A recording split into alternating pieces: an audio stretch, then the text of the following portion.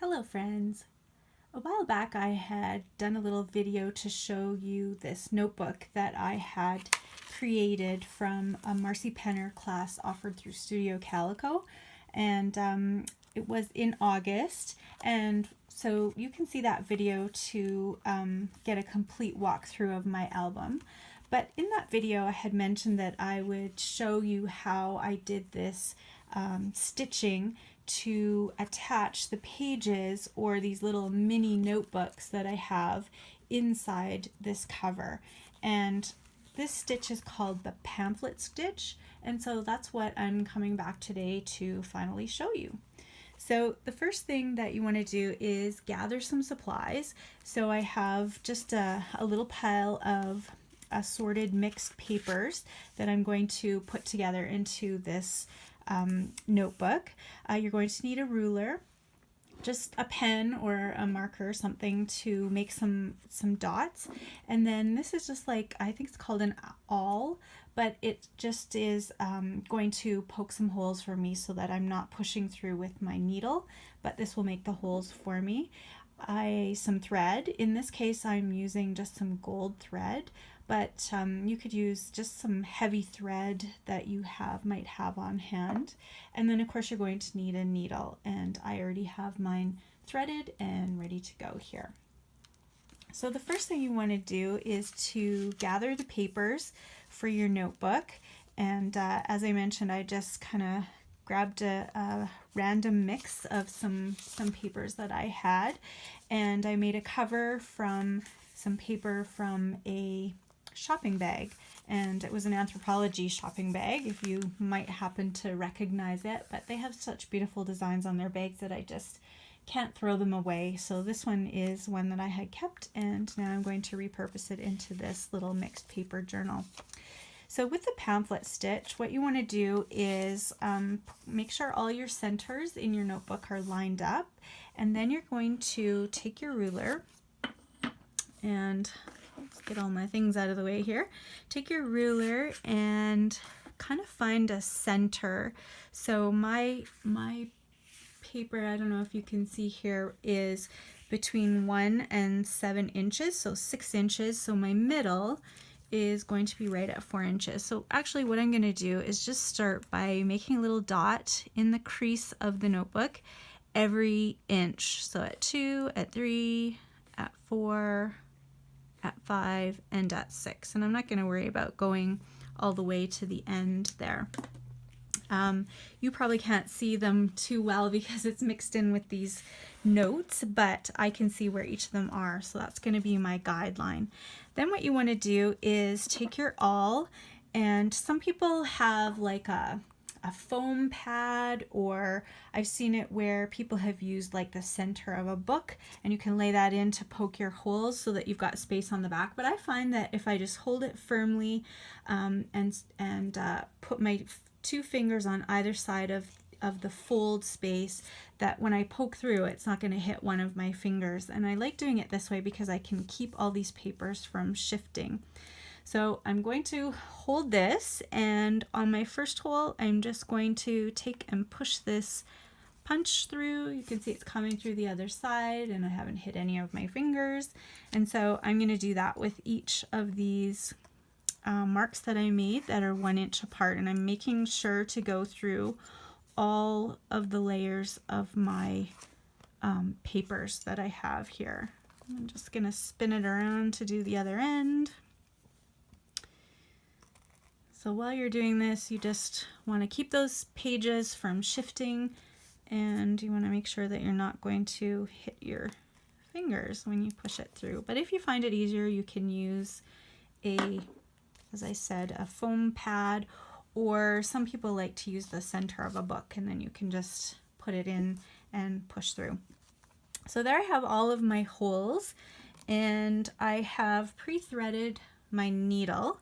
So the first thing you want to do, you don't even have to worry about knotting the end of your thread, but you want to start on the inside and push down through the first hole that you created.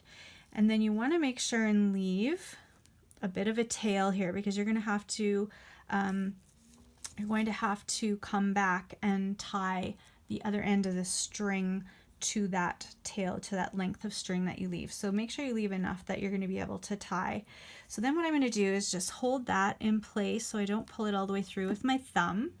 And then I'm going to flip my entire notebook over and reposition here so I can see what I'm doing. And then you're going to go all the way to the very last hole. So now I'm working on the back of my notebook and I'm going to push it back through to the front. So hopefully that makes sense. I started on the back now. So this is the outside of my notebook. I've got that tail on the inside and I have gone the entire length of the spine of my notebook on the outside. Then you're going to flip it back around and go back down on the inside through the next hole, and there we go, and push it through. You can see where the thread is that I went all the way to the top, and I want to come out on one side of the thread. It doesn't matter which side you come out on, but when you go down, what you want to do here is cross over that thread that's coming all the way, getting tangled, and go back down through that same hole, but on the other side of the thread that's going the length of your spine.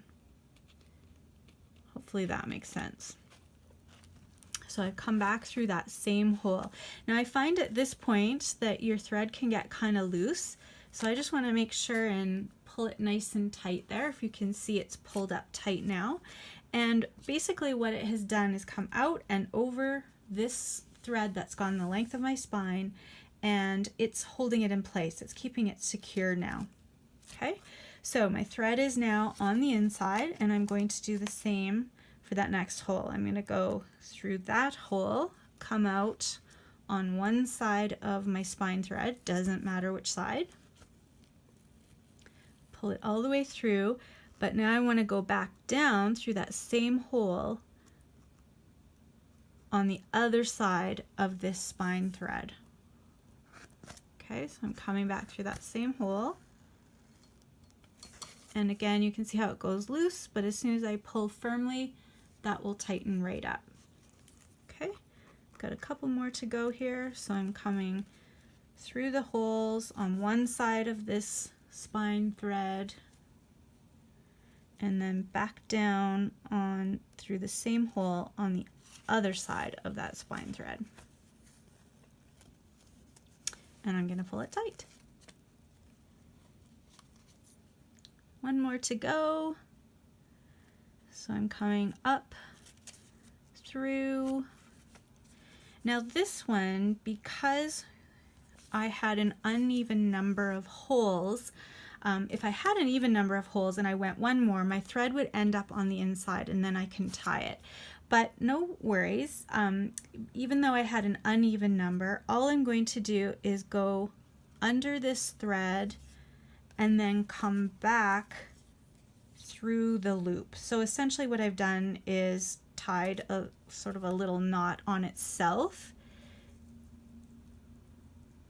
Just gonna pull that tight and then go back through the same hole. You can't even see the knot when it's done because it's so tiny. But now I'm just gonna go back through that same hole again so that I end up on the same side where I started. So here's this initial thread that I had, and this is where I said you're going to tie these two together.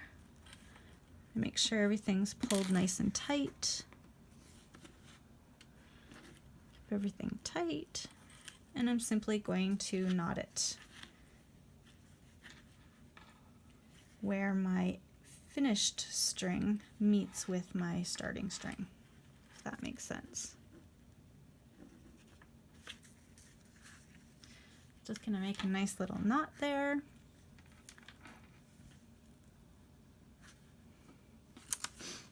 So now hopefully you can see how that's working. So each of these holes I've gone through up and down, and then I come back to the bottom, and I've got these two little tails here that I'm just going to clip them.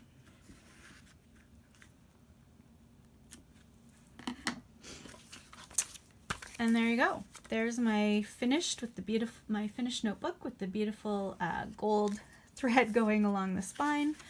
I've got my vintage papers inside. I've got a nice little mixed notebook here.